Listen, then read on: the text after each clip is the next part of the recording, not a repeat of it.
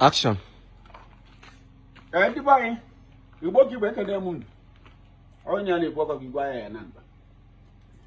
On advice nsi kan ndi mbe mmadụ na this 2024. Ọ bụ na gị na mmadụ na-akwụ ọgwụ.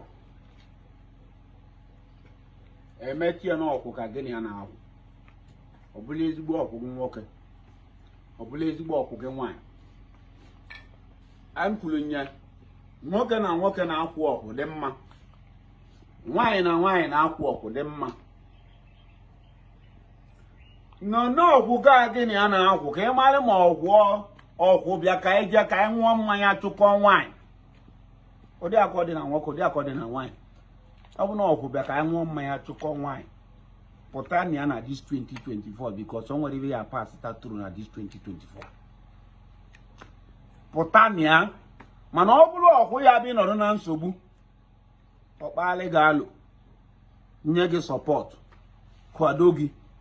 Malini ezigbo ọkụkọ ọ bụ malini ya na ya dị nnekwu na this 2024. Ana m enye nwoke ọbụla advice, ana m enye nwaanyị ọbụla advice. Ana m ebe ka mmụọ na ebe ka mmadụ. Ka 2025 ya lede gị ka 2023.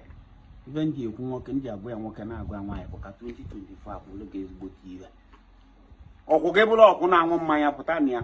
Ọkwụ o jikwa ego nke o. Ọ na-eme ire ego ma nke nwa na-esie n'ike. Ka ị mara ime ya amata ka esi anya bụ ihe ka nke gị wee gaba. O wee bụ na ihe ọ na-eme bụ ọkpọje gị họteelụ na ṅụọ mmanya taa chicken chụkọ nwaanyị.